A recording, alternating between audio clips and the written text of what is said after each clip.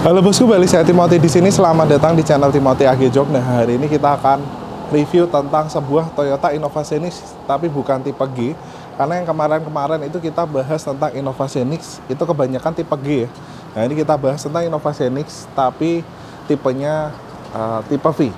Nah, jadi mobil ini kita modifikasi terutama di interior seperti biasa, di bagian jok kulit. Lalu kita potong menjadi captain seat dengan yang proper. Lalu yang ketiga kita pasangin kulit di dashboard. Lalu di bagian jok juga, di bagian door trim juga kita kulitin ulang. Semua menjadi soft panel. Tapi kali ini warnanya bukan hitam ya guys. Jadi warnanya itu warna burgundy. Karena warna burgundy itu bikin mobil ini serasa naik kelas. Walaupun sebenarnya burgundy itu nggak semua orang suka. Tapi saya salah satu orang yang suka banget sama warna burgundy. Nah, jadi kalian bisa ikutin before, proses, dan afternya seperti ini.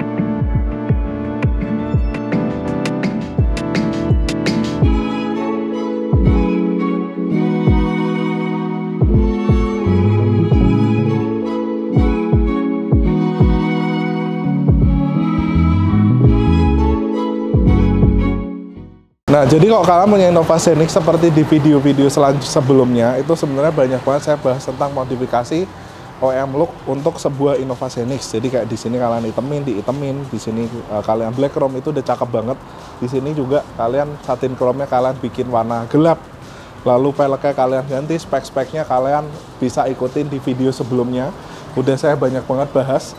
Tapi memang salah satu yang wajib banget kalian upgrade di Innova Xenix adalah di peredamannya. Ini sih belum diperedam, cuma kalau misal diperedam mobil ini itu lebih bagus lagi karena aslinya itu suaranya lumayan berisik ya guys. Jadi kayak suara-suara luar, suara kolong roda, suara-suara angin itu lumayan masuk di Innova Xenix ini.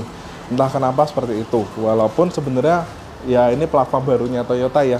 Tapi entah kenapa mobil ini lumayan berisik sih kalau misal dipakai di lapangan. Innova Xenix tipe V, jadi di bagian sininya itu udah black piano ya. Jadi sebenarnya kalau misal kalian punya tipe G, kalian pengen black piano seperti ini tuh sebenarnya bisa juga. Kalian tinggal bawa ke AG Jog aja. Tapi memang kalau dilihat kita pengerjaan black pianonya lebih flat dibanding yang punya Toyota ini ya. Karena kalau lihat Toyota dia masih ada jeruknya itu mirip kayak warna body. Lalu kalau tipe V ya ininya dia bisa nyala, ininya masih chrome standar. Paling gitu-gitu aja ya. Lalu velgnya kayaknya mungkin agak beda juga ya. Nah, habis ini kita langsung review ke di bagian interiornya. Jadi di Innova Xenix ini kali ini kita bikin sesuatu yang berbeda karena warnanya bukan hitam lagi. Kebanyakan kemarin warnanya hitam ya. Tapi sebenarnya warna hitam itu warna aman. Tapi kalau kalian tuh suka dengan tantangan, suka dengan hal baru, suka dengan hal yang berbeda, kalian bisa cocok ke warna burgundy ini.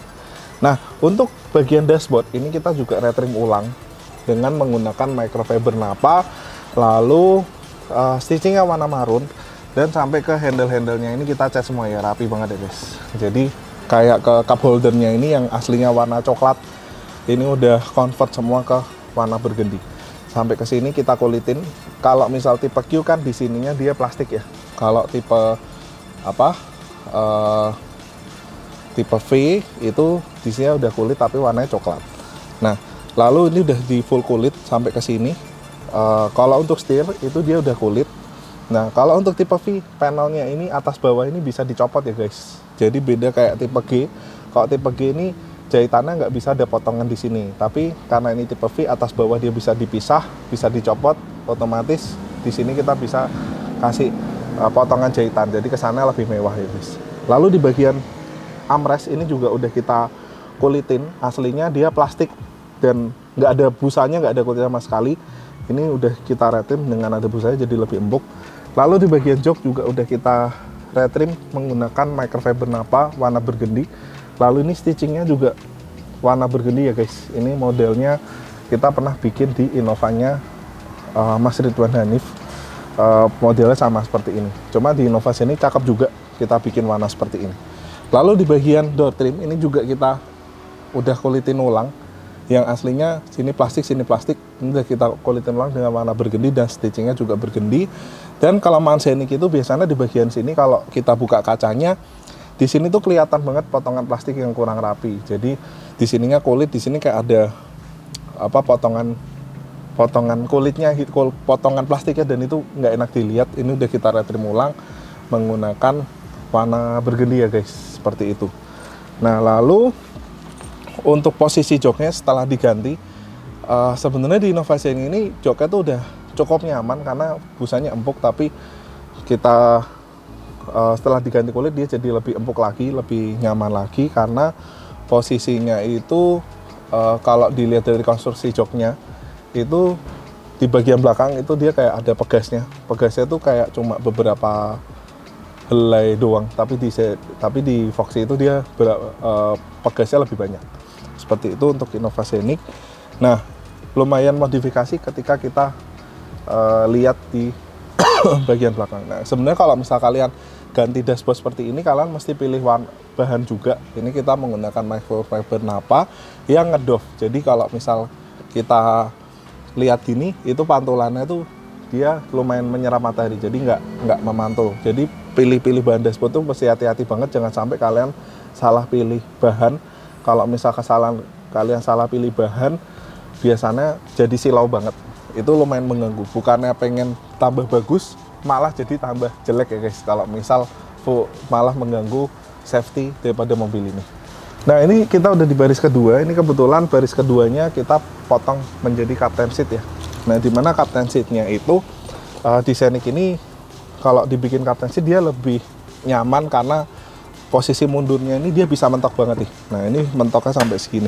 Sebenarnya Scenic ini punya kelebihan railing sistemnya itu lumayan suportif untuk kalian duduk di mobil ini di baris kedua dengan lebih nyaman. Nah, lalu untuk pemotongan ini kita juga bikin simetris. Jadi di sininya oval, di sini juga oval. Kalian bisa lihat nih, dua-duanya oval, lalu di sininya juga oval juga. Jadi nggak kelihatan terlalu modifikasi ya.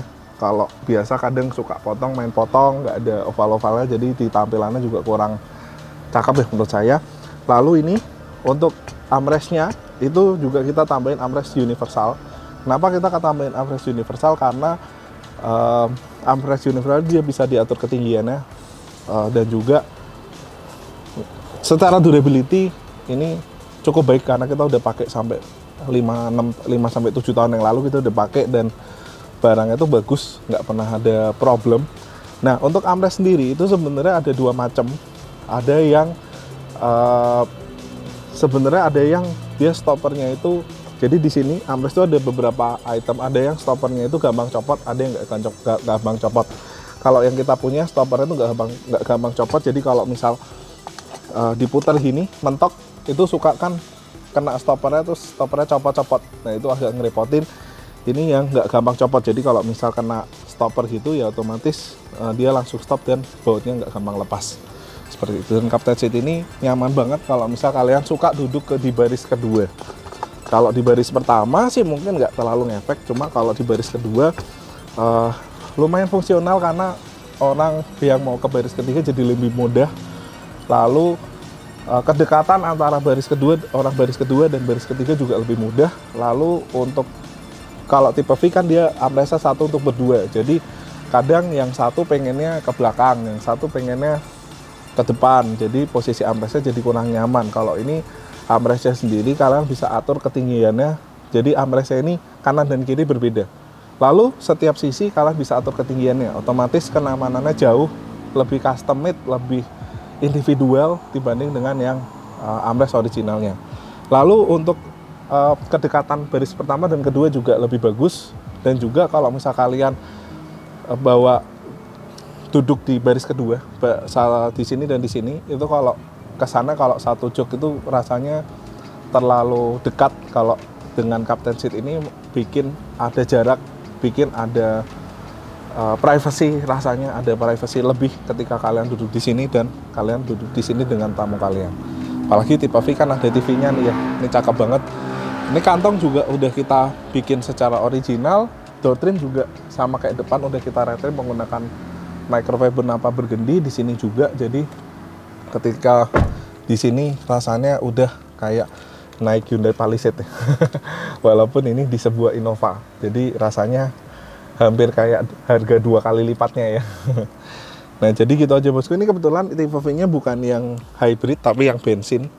Jadi kenapa kebanyakan yang datang ke kita itu lebih baik bensin dibanding hybrid, karena yang hybrid indennya masih lama. Jadi mungkin next kalau misal kalian punya hybrid itu kalian bisa bawa ke AG Jok Semarang atau AG Jok Serpong, karena untuk hybrid sendiri itu kayak pola karpet itu juga berbeda, karena yang kayak yang hybrid itu dia ada baterainya, yang bensin dia flat. Nah jadi gitu aja bosku untuk konten Innova kali ini. Semoga konten ini bermanfaat buat kalian. Thank you bos.